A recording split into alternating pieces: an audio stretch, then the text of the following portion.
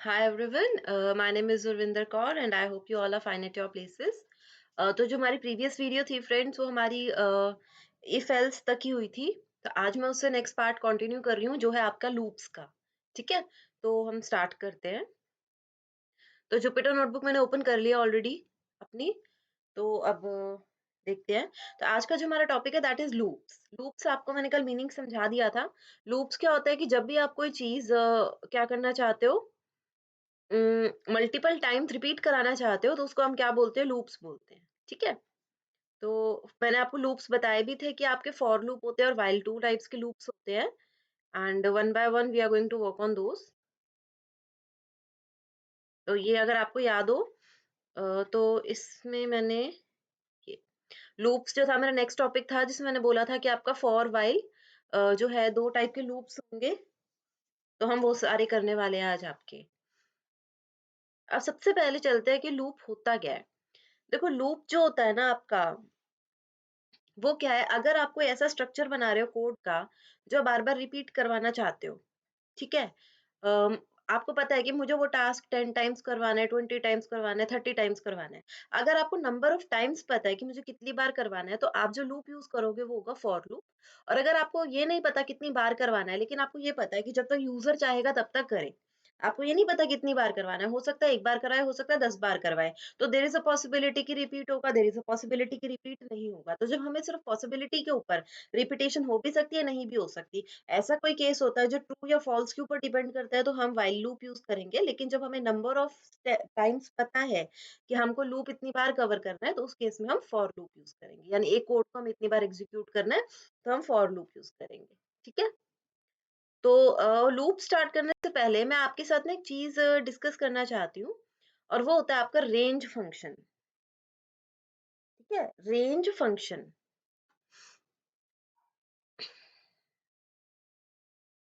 मैं इसको ऑन करना भूल गई थी एक्चुअली। तो मैं आपको पहले समझाती हूँ कॉन्सेप्ट रेंज फंक्शन का। रेंज, राइट, रेंज एक फंक्शन होता है जो क्या करता है, जैसे मैं मान लो लिख दूं रेंज ऑफ 5। फंक्शन है तो आर्ग्यूमेंट तो लेगा। तो रेंज एक ऐसा फंक्शन है, जब मैंने रेंज ऑफ 5 लिखा तो इसका मतलब है कि ये मेरे को एक लिस्ट प्रोवाइड करेगा जिसके अंदर एलिमेंट्स होंगे 0 1 2 3 4। ठीक है, अगर मैं लिख दूं रेंज ऑफ 6 तो मेरे पास आएगा 0 1 2 3 4 5। फाइन। अगर मैं लिख दूं रेंज ऑफ 1 से 5 तो मेरे पास आएगा 1 2 3 4। ठीक है, अगर मैं लिख दूं यहाँ पे रेंज ऑफ 2 8 तो मेरे पास आएगा 2 3 4 5 6 7। अब अगर मैं लिख दूं रेंज ऑफ 2 8 2 तो मेरे पास आएगा 2 3 4 6। ये, अब आप कहोगे ये आप कैसे बना रही हो, मैंने बताया तो है नहीं। तो अब मैं आपको एक एक करके सारे समझाने वाली हूँ। और ये फंक्शन आपको बहुत ज्यादा यूज होगा जब आप फॉर लूप यूज करोगे। इस फंक्शन के बिना आप लूपिंग का कॉन्सेप्ट ही यूज नहीं कर सकते। दैट्स वाई मैं इस पे थोड़ा सा आपका टाइम लगाने वाली हूँ। ठीक है, और ये फंक्शन आप अच्छे से पढ़िएगा क्योंकि डेटा साइंस का ये one of the most important function है जो आपका यूज होगा ही होगा, चाहे आप कोई भी लाइब्रेरी यूज क्यों नहीं कर रहे, it will always be use. तो ये फंक्शन आपको कैसे वर्क करता है आना चाहिए। तो सबसे पहले जैसे उसने बोला रेंज ऑफ 5, जब भी आप इस फंक्शन में वन आर्ग्यूमेंट दोगे, ये जो अंदर लिखते हो इन ब्रैकेट्स के, ब्रैकेट्स को हम पैरेंथेसिस बोल रहे थे, राइट। और जो ये है अंदर जो वैल्यू जाती है उसको हम आर्ग्यूमेंट बोलते हैं, राइट। तो जब मैंने एक आर्ग्यूमेंट दिया तो वो क्या करता है, वो 0 से स्टार्ट करता है और इसको वो लास्ट वैल्यू मानता है कि यहाँ तक मैं रन कराना चाहती हूँ। ठीक है, इसको वो लास्ट वैल्यू मानता है कि यहाँ तक मैं सीरीज चाहती हूँ। सीरीज की स्टार्टिंग बाय डिफॉल्ट 0 से होगी और एक एक करके आपको नंबर बढ़ाना होगा। कहाँ तक बढ़ाना होगा, अगर आपने यहाँ पे एक वैल्यू दी है n, तो ये सीरीज चलेगी n-1 तक। जैसे यहाँ पे लास्ट वैल्यू क्या है 5, तो ये चला 5 - 1 दैट इज 4। हमेशा याद रखना रेंज फंक्शन में आप जो भी वैल्यू डालोगे, ये उस वैल्यू को एक्सेप्ट नहीं करेगा, उससे एक तक आपको आउटपुट देगा। उस वैल्यू को ये कभी प्रिंट नहीं कर सकता। जैसे मैंने अब लिखा रेंज ऑफ 6, तो स्टार्टिंग वैल्यू मैंने बाय डिफॉल्ट क्या बोली है 0, और फिर मैंने बोला है 1 1 का इंक्रीमेंट होगा, तो 0 1 2 3 4 5। लेकिन अगला नंबर कौन सा आएगा? 6 आएगा। लेकिन मैंने बोला जो नंबर अब आपने यहाँ लिखा है वो एंड वैल्यू है, तो वो कभी यहाँ नहीं आ सकता, उससे एक कम ही आता है। तो अगर यहाँ n था, मैंने बोला था n माइनस वन, एन यहाँ पे 6 है, तो 6 माइनस वन इज 5। तो ये चीज आपकी 5 तक चलेगी। ठीक है। उसके बाद अब ये मैंने थोड़ा सा, ये था 1 आर्ग्यूमेंट का केस। अब हम लेते हैं 2 आर्ग्यूमेंट का केस। ठीक है। ये वाला जो मेरा एग्जाम्पल है, ये है आपका 2 आर्ग्यूमेंट। अब इसमें 2 आर्ग्यूमेंट कौन कौन से हैं, ये समझो। ये है आपकी स्टार्ट वैल्यू,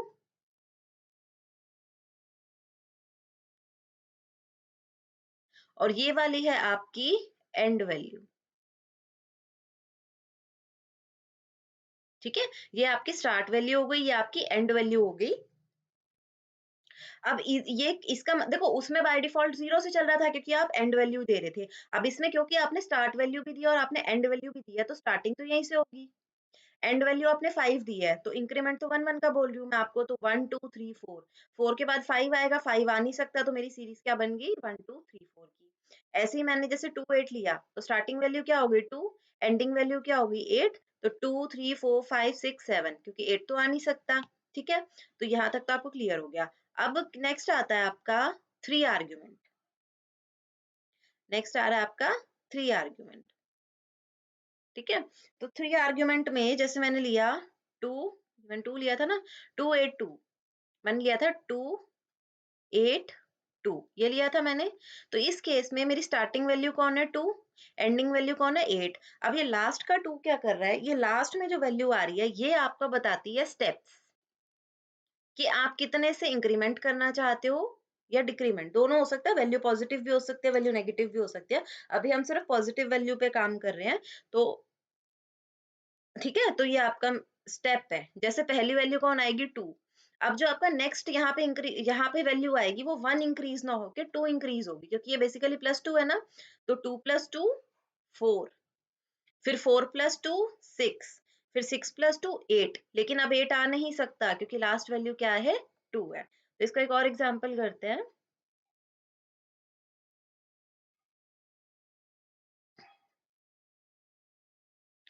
जैसे मैंने क्या किया, मैंने यहाँ पे लिखा,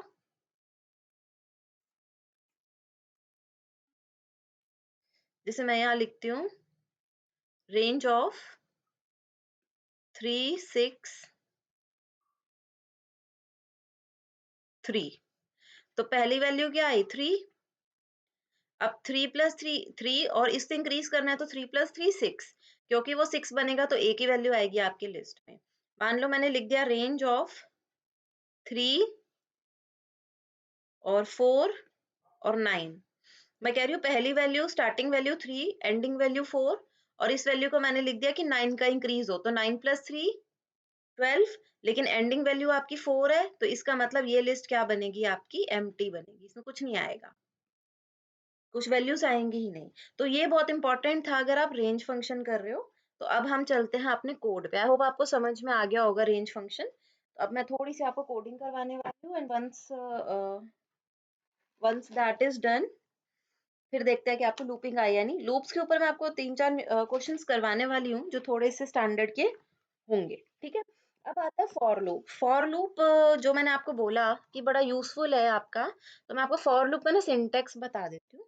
फॉर लूप आप ऐसे लिखने वाले हो, फॉर कोई भी वेरिएबल का नेम लिखोगे आप, इन रेंज, रेंज में यही आप कुछ भी वैल्यूज डालोगे, start value, and value, step value, और फिर यहाँ पे आपका कोड आएगा।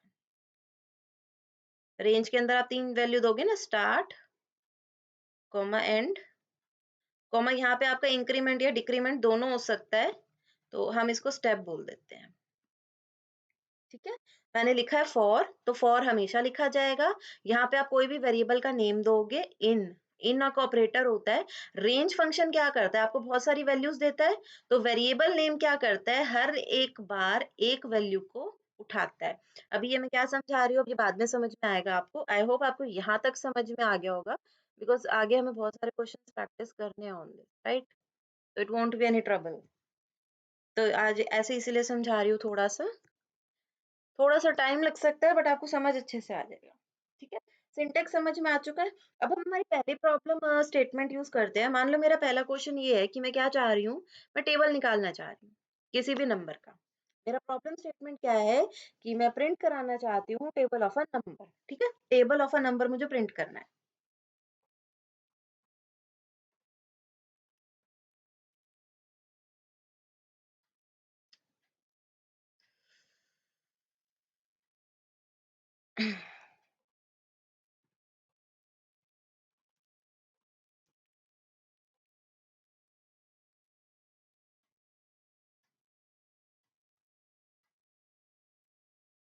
ठीक है? टेबल ऑफ अ नंबर मेरा पहला प्रोग्राम है।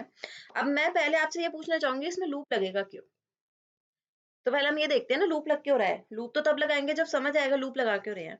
मान लो मैंने आपसे पहले मैं बोलती हूँ कि आप ही मुझे नंबर बताओ जिसका मुझे टेबल निकालना है। तो आप मुझे बोलोगे आप इनपुट फंक्शन यूज़ करूँगी मैं और आपसे नंबर पूछूँगी, आपने मान लो बोल दिया 2 का। फिर मैं आपसे पूछूँगी कितने तक? तो आपने मुझे लास्ट वैल्यू दे दी 10 कि मुझे 2 10 द 20 यहाँ तक मुझे टेबल चाहिए। आपने मुझे स्टार्टिंग वैल्यू टेबल का वो भी बता दिया, कौन-सा टेबल है और आपने मुझे उसकी एंडिंग वैल्यू भी बता दी, ठीक है? तो अब अगर मैं ऐसे करूँ फॉर मैंने कोई भी वेरिएबल लेना है तो आई ले लेती हूँ, आई इन रेंज अब टेबल मान लो मैं 0 से स्टार्ट करना चाह रही हूँ, तो 0, 11 मैं क्या करूँ? और ऊपर मान लो मैंने n इनपुट करवा रखा है, n के अंदर करवाया था। अभी वो बाद में मैं आगे जो प्रोसेस बताऊँगी उसमें 2 इंटू 1 सारा आएगा, नहीं तो आप ऐसे कर सकते हो, इसको ऐसे नहीं लिखो, इसी फॉर्मेट में लिख लेते हैं, प्रिंट एन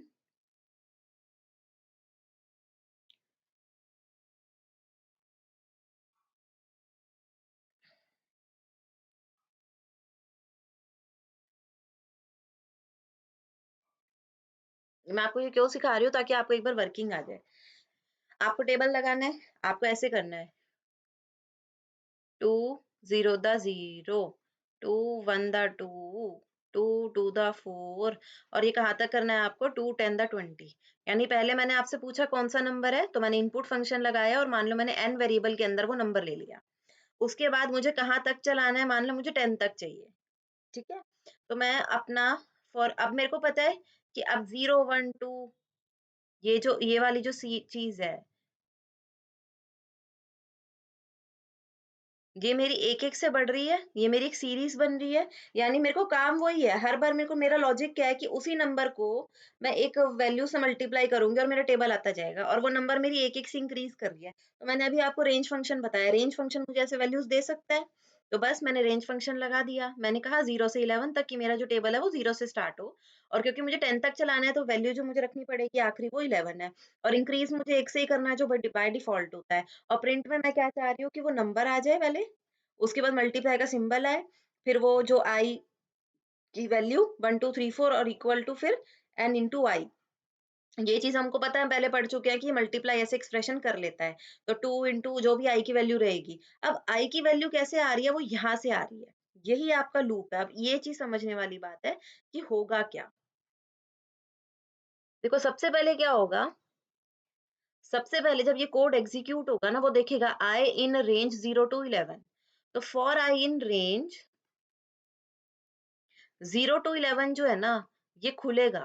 जब ये खुलेगा ना, तो ये ऐसे बन जाएगा 0, 1, 2, 3 करते-करते 10 तक, ठीक है? अब आई क्या करेगी, आई एक टाइम पे देखो एक वेरिएबल है, एक वेरिएबल एक टाइम पे एक ही मेमोरी एक ही डेटा स्टोर कर सकता है। अब ये तो इतना सारा डेटा है, तो वो इकट्ठा इनको स्टोर नहीं करेगा। तो पहली बार जो आई होगी, वो पहली वैल्यू को उठाएगा। तो आई ने पहली वैल्यू को उठा लिया 0 जैसे ही आई को 0 मिला, वो अंदर चला गया। अब अंदर उसको क्या मिल रहा है n उसके बाद उसको मल्टीप्लाई का सिंबल फिर उसको 0 फिर इक्वल टू फिर n इंटू 0 मिल रहा है तो n इंटू 0 0 जैसे ही लूप खत्म जैसे ही ये स्टेटमेंट एग्जीक्यूट हुई ना लूप ये बोलती है क्योंकि अभी ये सारी वैल्यूज पड़ी हैं तो ये अगली स्टेटमेंट को रन नहीं कर सकता ये वापस ऊपर जाएगा और ऊपर जाने के बाद अब आई जो है वो दूसरी वैल्यू लेगी जो है 1, ठीक है? जैसे ही इसको 1 वैल्यू मिली तो ये नीचे आ जाएगा और ये प्रिंट कराएगा n into i is equal to 2 one the 2। अब क्योंकि अभी भी अब ये फिर ऊपर जाएगा, अब इसको वैल्यू मिलेगी 3 2 सॉरी 2 मिली, तो 2 मिलते ही 2 इंटू 2 इज 4, फिर ऊपर गया, ऊपर इसको वैल्यू मिली 3, तो 2 इंटू 3 6, लास्ट में इसको 10 मिलेगी तो 2 इंटू 10 20। लेकिन जैसे ही इसको 10 मिली, इसको इस चीज का वो नहीं पता कि अब इसके आगे वैल्यू नहीं है, इसको नहीं पता, इसने 10 उठाया है, 10 तक इसने रीड किया है, इसको आगे का नहीं पता है, तो ये वापस ऊपर आएगा 10 के बाद, लेकिन 10 के बाद ये देखिएगा अब तो कुछ है ही नहीं। ठीक है? तो मतलब जब लास्ट वैल्यू आपकी आई होगी, उसके बाद वापस ऊपर आया होगा, लेकिन आगे इसको कोई वैल्यू ही नहीं दिखी। तो जब इसको फॉर लूप में आगे वैल्यू मिलनी यहाँ पे बंद हो जाएगी 10 के बाद, तो फिर वो इस स्टेटमेंट को एग्जीक्यूट ना करके जो इस लेवल पे रही होगी, उस लेवल की स्टेटमेंट को एग्जीक्यूट करेगा। इंडेंटेशन मैं आपको पहले भी बता चुकी हूँ कि जब वो वाला कोड, अंदर वाला कोड वो अब आगे रन नहीं कर सकता, तो फिर वो जो अपने लेवल का कोड होता है, वो उसको रन करता है। ठीक है? तो आई होप आपको फॉर लूप की जो वर्किंग है वो समझ में आई होगी। तो हम अब इस टेबल को बनाते हैं, जो भी मैंने आपको सिखाया, ठीक है? तो वो स्टेप्स है, पहले मैं आपसे एक नंबर माँगूँगी, फिर मैं अपना कोड आगे बनाऊँगी।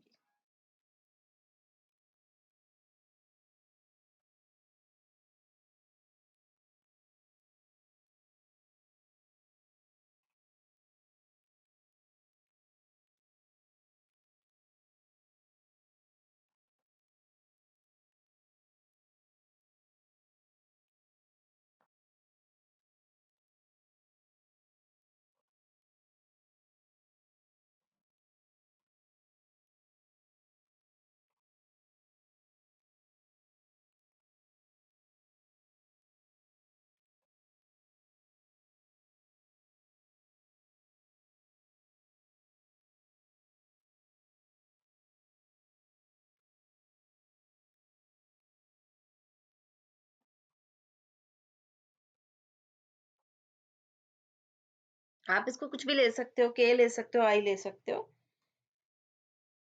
तो मैंने वही किया है, मैंने क्या किया है, पहले मैंने नंबर इनपुट कराया, के इन वेरिएबल। अब के मैंने यहाँ जान के लिखा है just to prove you this thing कि आप आई लो, जे लो, के लो, मैंने वेरिएबल नेम लिखा था ना, कोई भी वेरिएबल रख सकते हो, वो एक नाम ही होता है। तो हम यहाँ पे जो नेम है वो क्या रख रहे हैं, अपना के रख रहे हैं। तो मैं लिखा फॉर के इन रेंज 1 से 11, आप 0 से 11 कुछ भी रख सकते हो। तो बाकी वो चीज़ सेम है, नम इंटू के इक्वल टू नम इंटू के, ठीक है? तो अब इसको रन करते हैं। उसने आपसे नंबर माँगा, मान लो मैंने 7 बोल दिया, तो उसने मुझे, क्योंकि मैंने स्टार्टिंग वैल्यू 1 रखी है, तो ये मुझे 7 का 1 से लेके 10 तक का पूरा टेबल देगा। ठीक है? तो आई होप आपको ये चीज़ समझ में आई होगी। अब नेक्स्ट आगे चलते हैं। अब मान लो इसी क्वेश्चन को मैं थोड़ा-सा चेंज करती हूँ और मैं आपसे बोलती हूँ कि भैया मुझे टेबल तो चाहिए, ठीक है? लेकिन मुझे जो टेबल चाहिए उसके अंदर मेरी रिक्वायरमेंट ये है कि मुझे ना इवन नंबर वाला पोर्शन नहीं चाहिए। मतलब जैसे इस टेबल में मेरे को 7 इंटू 2 नहीं चाहिए, 7 इंटू 4, 7 इंटू 6, 7 इंटू 8 नहीं चाहिए। जो ऑड नंबर्स है मुझे सिर्फ वही चाहिए। तो वो हम कैसे कर सकते हैं? यानी मैं अब एक स्टेप वैल्यू डिफाइन कर रही हूँ कि मुझे 1 2 3 4 की जगह 1 3 5 7 करना है। तो वो हमको पता है, हम साइड में 2 का स्टेप लगा देंगे, राइट? तो अब हम वो करेंगे। हम पता है ना रेंज फंक्शन में कि हम स्टेप लगा देते हैं। जब स्टेप लगाते हैं तो वो यहाँ पे मैंने दिखाया भी था आपको। अ, जस्ट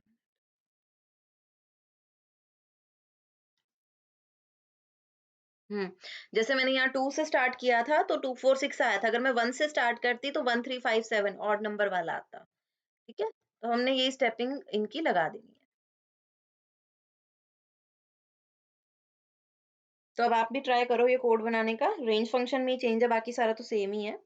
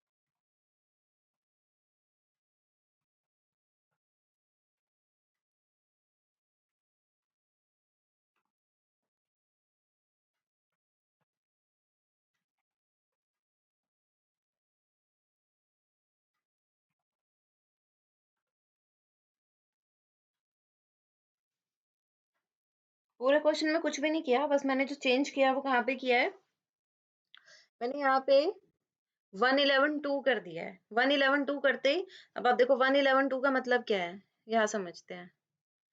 1 रेंज ऑफ 111 2 का मतलब क्या है, पहली वैल्यू 1, फिर 1 plus 2 3, 3 plus 2 5, 5 plus 2 7, 7 plus 2 9, 9 plus 2 11, वो हम लेंगे नहीं। तो मतलब जो मैं आपसे चाह रही थी, 7 1 दा, 7 3 दा, 7 5 दा, 7 7 दा एंड 7 9 दा। तो जब मैंने ऑड नंबर स्टार्ट किया और रेंज मैंने ये जो स्टेप वैल्यू है इवन रख दी, तो मेरे पास जो लिस्ट आती है वो हमेशा ऑड होगी। अगर मैंने यहाँ इवन नंबर रखा और यहाँ पे भी इवन रखा, तो मेरे पास जो लिस्ट जनरेशन होता है वो हमेशा इवन होता है, जो मैं आपको ऊपर सिखा चुकी हूँ। ठीक है, तो ये चीज और ध्यान रखना।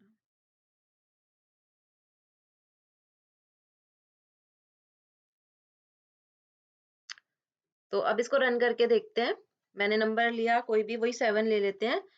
तो अब 7 1 दा 7, 7 3 दा 21, 7 5 दा 35, 7 7 दा 49 एंड 7 9 दा 63। ओके, तो आई होप आपको ये 2 क्वेश्चन समझ में आए होंगे। लूप्स बहुत ज्यादा इंपॉर्टेंट है, तो इसको प्लीज ध्यान से समझिएगा, काइंडली डोंट जोक। नेक्स्ट जो आपका क्वेश्चन रहेगा dear, that will be, question समझाती हूँ पहले, फिर हम करेंगे, क्योंकि बिना क्वेश्चन समझे हम क्या ही करेंगे। कोड तो बाद में होता है, पहले क्वेश्चन की अंडरस्टैंडिंग होती है। मतलब हमारा क्वेश्चन है,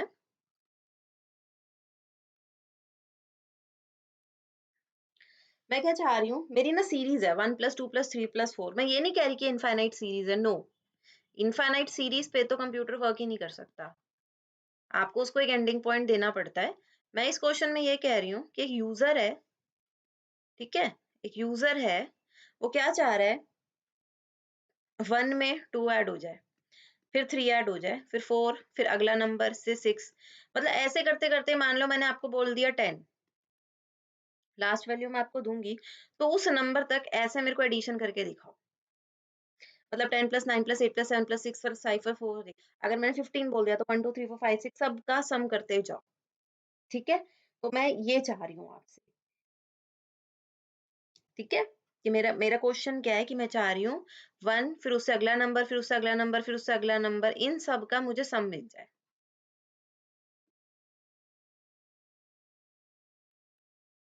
तो आपको मैं मजे की बात बताती हूँ, आपसे कल जब मैंने वीडियो में डिस्कस किया था, तो मैंने आपको एक चीज बोली थी कि हमारे पास ना कई बार ऐसे क्वेश्चन, जब मैं आपको शॉर्ट हैंड नोटेशन सिखा रही थी, तो मैंने तब आपको बोला था कि एक ऐसा, कई ऐसे केसेस आते हैं जिसमें हम क्या करना चाहते हैं कि रिपीटेडली रिपीटेडली हम ये चाहेंगे कि एक ही वेरिएबल में बार बार हम क्या करना चाहेंगे, चेंज। तो ये क्वेश्चन वही वाला है कि मैं एक ही वेरिएबल में बार बार अपडेशन करना चाहती हूँ, क्योंकि अपडेशन से देखो पहले 1 आएगा, फिर उसमें 2 ऐड होगा, ठीक है, फिर 2 प्लस 1 3 हो गया, जो सम आया उसमें अगला नंबर ऐड होगा, फिर 6, मतलब जो भी, फिर जो नंबर आया उसमें 4 ऐड होगा। तो हर बार जो सम वेरिएबल में डेटा है वो अपडेट होना चाहिए। आप ये नहीं है कि न्यू न्यू वेरिएबल बना रहे हैं कि पहले इन दोनों का सम निकाल लूं, फिर इन दोनों का निकालूं, नहीं, आपको तो पता ही नहीं है ना। तो ऐसे नहीं, आप यूजर से रन टाइम पे मांगोगे, उसने 50 लिख दिया, तो आपका जो एडिशन है वो एक ही वेरिएबल पे बार बार अपडेट होना चाहिए कि पहले 1 डाला, फिर उसमें 2 ऐड हो गया तो ये 3 बन गया, फिर 3 के बाद 4 आ गया तो ये इसमें 4 ऐड होके 7 हो गया, फिर 7 और 5 आ गया तो कट के 7 8 9 10 11 12 12 हो गया। सो ऑन करते करते अब बार बार उसमें अपडेट कराना चाह रही हो। तो मैंने आपको एक चीज बोली कि हम क्या चाह रहे हैं, पहले मेरे पास एक वैल्यू वेरिएबल होगा जिसमें पहली वैल्यू जाएगी, और उसके बाद जो दूसरी वैल्यू आएगी फिर उसमें ऐड होती जाए, फिर तीसरी ऐड होती जाए, फिर चौथी ऐड होती जाए, और वो सम अपडेट होता जाए। लेकिन इस क्वेश्चन में मजे की बात क्या है कि आपको ये चीज पता है कि जो नेक्स्ट नंबर ऐड होने वाला है आपको वो पता है, वो नंबर पता है, और जो लास्ट जहां तक चलाना है आपको वो भी पता है। अब जो नेक्स्ट नंबर है वो क्या है, उससे एक इमीडिएट अगला है, तो इसका मतलब जो रेंज फंक्शन है वो ऐसी सीरीज दे सकता है कॉन्टिन्यूएशन वाली, और जो लास्ट है नंबर वो भी रेंज फंक्शन उस पर भी काम कर सकता है, उससे एक पहला। तो बस अब हम क्या करेंगे, वो ये अप्लाई करेंगे। अगर मान लो यूजर ने बोला कि मुझे 10 तक चलाना है, तो इसका मतलब आपका लूप कहाँ तक चलना चाहिए, 11 तक। बस ये चीज ध्यान रखनी है। तो जब आप रेंज फंक्शन बनाओगे, आप जो भी उससे वैल्यू इनपुट कराओगे, आप 1 से ले लो क्योंकि 1 आपको सम चाहिए, तो आप कहोगे कि मुझे वो n+1 तक चलाना है। जब आप n+1 तक लिखोगे तो वो n तक चलेगा। तो वो आपको 1 से n तक की सीरीज देगा। ठीक है, तो आई होप आपको समझ में आ गया होगा। लूप में ये आ गया, एक वेरिएबल आप सम लोगे जिसमें आप कहते रहोगे कि पहले ये वाली वैल्यू आ जा खुद, उसके बाद जैसे के ले लिया आपने, आपने सम को इनिशियली, सम में इनिशियली आप कहोगे कि भैया 0 है। ठीक है, तो आप कहोगे कि भैया, अब वो आप कहोगे कि भैया सम में क्या हो, मेरा इस ये वेरिएबल में क्या हो जाए, जो पिछली सम की वैल्यू थी उसके अंदर जो तुम रेंज से उठा रहे हो, जैसे के उठा रहा है तो के, ठीक है, फिर वो वैल्यू इसमें आ जाएगी, फिर अगली, जैसे अब मैं आपको कोड बता देती हूँ, आई होप आपको कॉन्सेप्ट समझ आ गया होगा। जैसे मैंने लिख दिया कि मुझे 12 तक चलाना है, तो फॉर के इन रेंज 1 से 15 तक चलाना है मुझे, ठीक है, तो 15 तक चलाना है तो पहले तो मैं 16 तक लिखूंगी, तभी ये 1 से 15 तक चलेगा। और मैं लिख रही हूँ sum equal to sum plus के, तो और मैं ऊपर मैंने लिख दिया होगा सम इक्वल टू 0। तो सम आपकी मेमोरी लोकेशन हो गई जिसके अंदर जो वैल्यू है वो 0 है।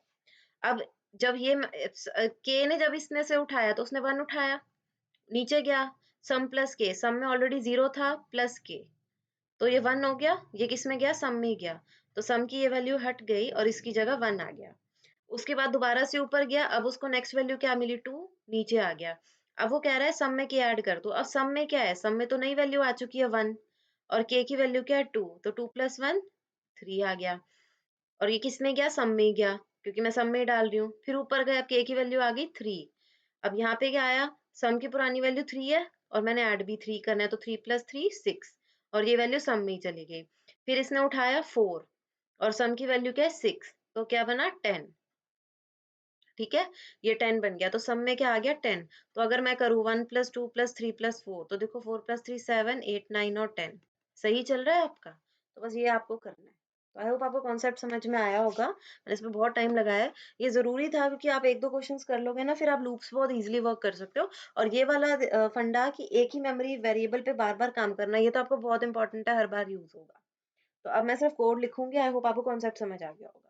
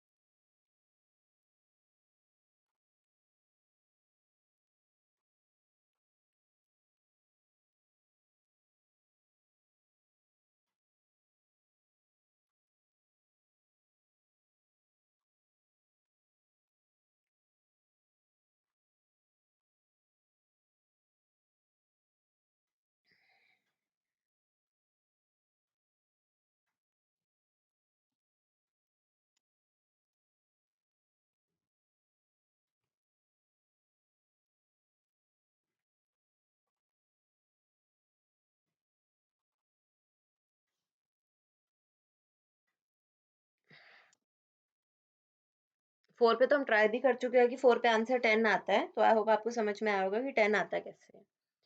ठीक है, तो ये रहा कोड अगर आप देखना चाहो। नेक्स्ट क्वेश्चन करते हैं फिबोनाची सीरीज। ठीक है,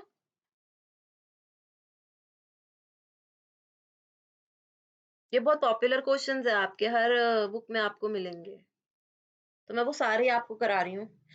अ,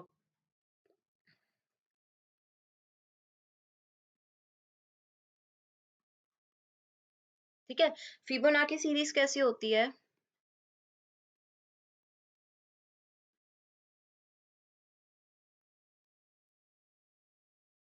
चलो जिसकी भी रीजनिंग अच्छी है वो तो समझ गया होगा कि मैं कर क्या रही हूँ। देखो फिबोनाची सीरीज क्या बोलती है आपकी, वो कहती है कि पिछले दो का सम ना ये, फिर पिछले दो का सम ये, फिर नेक्स्ट लास्ट टू का सम ये, फिर इनका सम ये, but then there is one question. ठीक है, अच्छा फिबोनाची सीरीज इस ढंग से होती है, तो अब या तो आप इसकी स्टार्टिंग वैल्यू और एंडिंग वैल्यू डिफाइन करो, अगर आपको कर सॉरी स्टार्टिंग नहीं, स्टार्टिंग टू वैल्यूज, आपको इसके स्टार्टिंग की टू वैल्यूज ना डिफाइन करनी पड़ेगी। जैसे ये 0 और 1 मैंने डिफाइन करी, तो वहां से फिर क्योंकि पिछले दो का सम अगला बनना है तो पिछले दो तो होने चाहिए ना, तो दो वैल्यूज आपको हमेशा बतानी पड़ेंगी, उन दो के बाद ये सीरीज आगे चल सकती है। तो जैसे ये दे दी, ये दे दी, तो इन दोनों का सम ये, फिर इन दोनों का सम ये, इन दोनों का सम ये, आगे का तो मैंने आपको प्रोसेस ही बता दिया था। स्टार्टिंग इसलिए नहीं की थी कि ये बताना था कि आपको टू वैल्यूज हमेशा बतानी पड़ती है, और जैसे ही आपने टू वैल्यूज पहले बताई, उनको आप फिर प्रिंट करा दोगे, क्योंकि है तो वो भी सीरीज का पार्ट। उसके बाद आप कोड बनाओगे और उस कोड में आप लूप लगाओगे फॉर का, और फॉर के लूप में वही आप स्टार्टिंग पॉइंट लो, एंडिंग पॉइंट लो। अच्छा, रेंज कहाँ से शुरू होगा आपको ये ध्यान रखना है, रेंज आपकी शुरू होगी 3 से, n+1 तक जाएगी, लेकिन स्टार्टिंग उसकी 3 से होगी। 3 से क्या होगी, क्योंकि पहला और दूसरा वैल्यू तो आप निकाल चुके हो ना, आप तो तीसरी पोजीशन पे आंसर निकाल रहे हो 3 से, तो इसलिए आप 3 से स्टार्ट करोगे। मान लो आपने जब इसको आपने a ले लिया था, क्योंकि किसी वेरिएबल में तो इनको भी स्टोर करोगे, और इसको b ले लिया था, तो अब इसमें बोलोगे c equal to a plus b, कि क्या हो जाए, जब रेंज की value for k in range, या आप वो ले लो, ठीक है, फॉर k इन रेंज 3 से n+1, आपने लिखा c equal to a plus b, और आप फिर क्या करा रहे हो, c को हमें प्रिंट तो कराना पड़ेगा, ठीक है, तो 0+1 हो गया और इसमें 1 चला गया पहले केस में, ठीक है, हम उसको प्रिंट भी करा देंगे। लेकिन फिर अगली वैल्यू कैसे आएगी, अब मेरा क्वेश्चन ये है, समझो, मैंने क्या किया, a को 0 ले लिया, b को मैंने 1 ले लिया, मैंने लूप चला लिया, मैंने बोला 3 से शुरू करो और जहां तक तुम चलाना चाहो वहां तक चला लेना, ठीक है, k में इसकी वैल्यूज जा रही हैं, और मैंने बोला कि क्या करो, आप क्या करें, आप c को a प्लस बी कर लें, ठीक है, तो c दिस प्लस दिस यानी 0+1 1 हो गया, और अगर मैं c को प्रिंट भी करा दूं तो 1 प्रिंट हो जाएगा, मतलब 0 भी प्रिंट हो गया, 1 भी प्रिंट हो गया, 1 भी प्रिंट हो गया, ठीक है। लेकिन अब मेरा क्वेश्चन ये है कि अब नेक्स्ट टू को कैसे ऐड करूं, उसके लिए a ये या b ये है, ठीक है, यानी ये a बन गया, ये b बन गया, और ये c बन गया। अब नेक्स्ट इटरेशन कैसे करूं, उसको कैसे समझाऊं कि अब मुझे इन दो पे आना है। इन दो पे आने का मतलब क्या है, कि मेरे को अपने वेरिएबल्स अब ऐसे सेट करने पड़ेंगे कि ये मेरा a बन जाए, ये मेरा b बन जाए, और जो अब नेक्स्ट आउटपुट आए वो मेरा c हो। यानी मुझे अब क्या करना है, स्वैपिंग करनी है, थोड़े से वेरिएबल्स को सेट करना है। तो वो सेट होगा कैसे, अब मैं क्या चाह रही हूँ कि ये मेरा a था, ये मेरा b था, और ये मेरा c था। नेक्स्ट स्टेप में मैं चाह क्या रही हूँ कि क्या हो, कि मेरा नया a क्या हो, जो पुराना b था, मैं यही चाह रही हूँ ना, मेरा न्यू ए क्या हो जाए, जो मेरे पुराने बी की वैल्यू थी, यानी बी की वैल्यू किस में चली जाए, ए में चली जाए, तो वो नया ए सेट हो जाए। और मैं बी को क्या सेट करना चाह रही हूँ, बी को मैं सेट करना चाह रही हूँ जो सी की वैल्यू थी, यानी सी की वैल्यू किस में चली जाए, बी में चली जाए, ठीक है। तो सी को प्रिंट कराने से पहले आपको ये दो काम और करने हैं, जब आप ये लिखोगे, पहले आप ये लिखोगे, फिर ये लिखोगे, ये लिखोगे, इससे नए ए बी सेट हो गए, उसके बाद फिर आप सी की वैल्यू प्रिंट करा लो, ठीक है। तो इस ढंग से उसके बाद क्या होगा, फिर जब नेक्स्ट पे जाएगा ना, k की वैल्यू 4 होगी, तो k की वैल्यू 4 के लिए अब उसको नए ए बी मिल चुके हैं, ठीक है, उसको नए ए बी मिल चुके हैं, तो बहुत इजीली वो क्या करेगा, आगे इटरेट करता रहेगा। तो इसको करते हैं, थिंक आज की वीडियो ना कुछ ज्यादा ही लंबी हो गई है, I was not expecting this much. तो फिबोनाची सीरीज करते हैं, अब बहुत पॉपुलर सीरीज है, तो सबसे पहले हम नंबर लेंगे, ठीक है।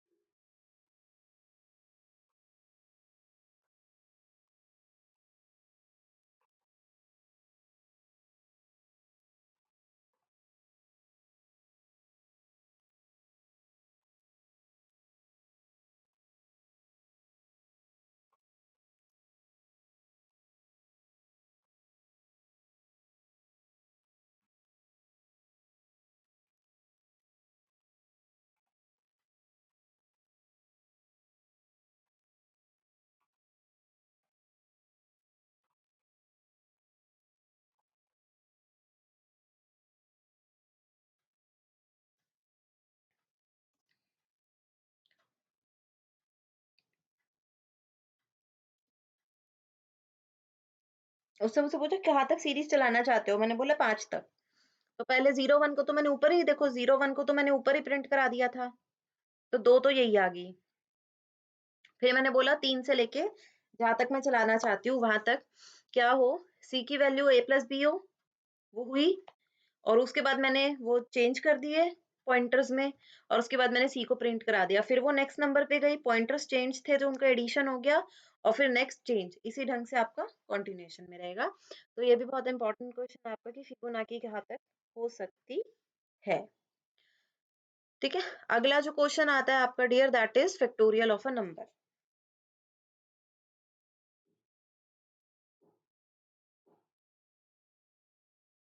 फैक्टोरियल, देखो फैक्टोरियल का मतलब क्या होता है, जैसे मैं आपको बोलूं आपने मैथ्स में पढ़ा ही होगा, 5 फैक्टोरियल बोलूं तो 5 इंटू 4 इंटू 3 इंटू 2 इंटू 1। हम मैथ्स में ऐसे करते हैं। अगर मैं इसको उल्टा लिख दूं 1 into 2 into 3 into 4 into 5, 1 into 2 into 3 into 4 into 5, अगर मैं ये लिख दूं, बात तो वही है ना। हम मैथ्स में लिखते हैं 5 इंटू 4 इंटू 3 इंटू 2 इंटू 1। अगर मैं इसको 1 इंटू 2 इंटू 3 इंटू 4 इंटू 5 समझ के कर लूँ तब भी क्या प्रॉब्लम है, इशू तो तब भी कोई नहीं है। तो बस आपको वही चीज लेके आगे अपना कोड करना है। आप उससे पूछो कि कौन से नंबर का मैंने निकालना है फैक्टोरियल। मान लो उसने आपको 5 दिया, ठीक है, आप एक वेरिएबल बना लेना अपना फैक्ट। उसकी वैल्यू आपने रखनी है 1 क्योंकि आपकी स्टार्टिंग पॉइंट क्या है 1।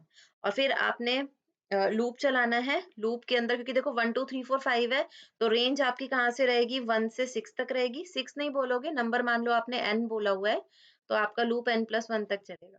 तो मतलब वो n तक ही हो जाएगा। तो 1 से 6 तक आपने बोल दिया, मैं एग्जांपल ले रही हूँ कि मुझे पता है 5 है। तो 1 से 6 तक आप चलाओ और हर बार बोलो कि भैया फैक्ट क्या हो जाए, फैक्ट इनटू जो भी यहाँ पे मान लो के ही इसकी वैल्यू असेस कर रहा है रेंज की, तो फैक्ट इनटू के। इसमें भी वही है, सेम मेमोरी लोकेशन पे बार बार अपडेशन हो रहा है। कैसे हो रहा है, देखो ना, फैक्ट में मैंने पहले 1 लिखा हुआ है इनिशियली, फैक्ट को मैंने 1 लिख दिया। अब के की वैल्यू को मैंने क्या कर रखा है, 1 से स्टार्ट करना है। तो मैंने बोला पहले के की वैल्यू 1 हुई तो 1 इंटू 1, तो 1 ही रहा। फिर के की वैल्यू 2 हुई, तो अभी ये तो 1 ही है, और के की वैल्यू 2, तो 2 1 2। फिर ऊपर गए, के की वैल्यू 3 हुई, तो ये हो गया 2 इंटू 3 6। ऊपर गए 4 हुई, तो 6 इंटू 4 24। फिर के की वैल्यू 5 हुई, तो ये 24 हो गया ना, तो 24 इंटू 5 120। फिर के की वैल्यू 6 हुई, पर 6 तो इसको मिलेगा ही नहीं ऑप्शन, तो बस वहीं पे एंड हो जाएगा लूप। और ये तो था 5 इंटू 4 इंटू 3 इंटू 2 इंटू 1 कितना होता है, 120 तो होता है। तो आपके पास आंसर आ गया। समझे क्या किया आपने, आपने कुछ नहीं किया, फैक्टोरियल को 5 इंटू 4 इंटू 3 की जगह 1 2 3 4 5 कर दो।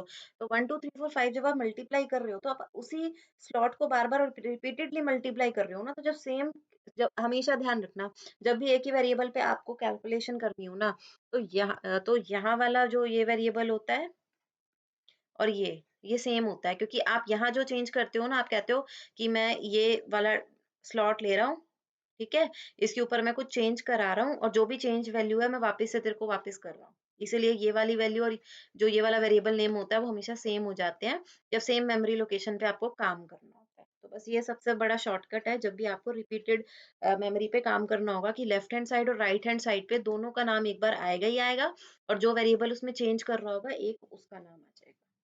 ठीक है, तो अब इसको रन करके देखते हैं। आई होप आपको सिंपल लगा होगा।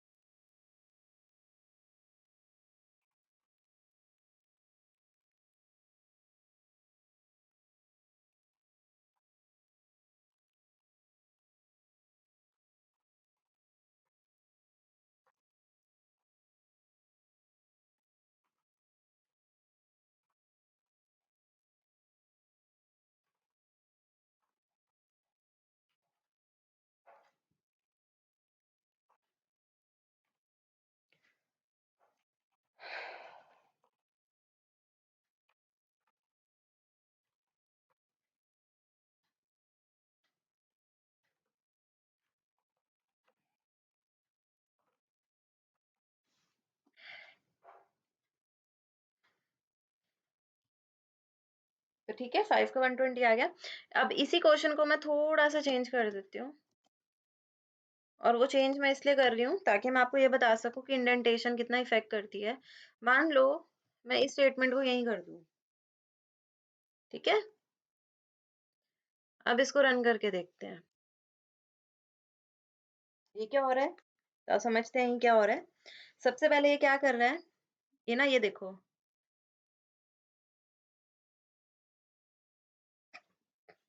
मैंने बोला कि फैक्ट की पहला इटरेशन होगा, फैक्ट में कोई चेंज होगा, उसकी वैल्यू 1 बन रही थी।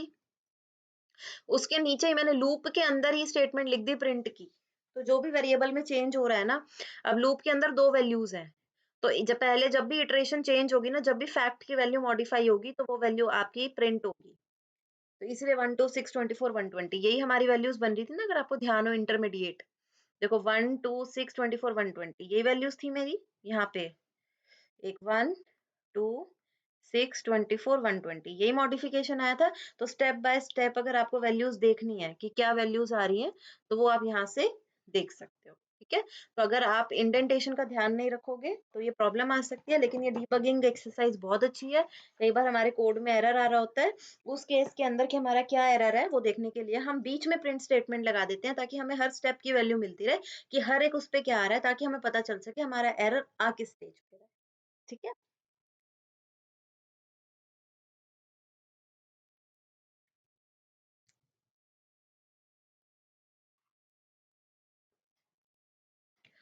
तो स्टूडेंट्स, आई होप आपको जो ये बेसिक कॉन्सेप्ट है फॉर लूप का, वो आपको समझ में आया होगा।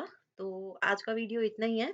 I hope you have enjoyed it, और अगर आपको अच्छा लगे तो kindly share this channel among your friends and subscribe my channel too. Bye bye.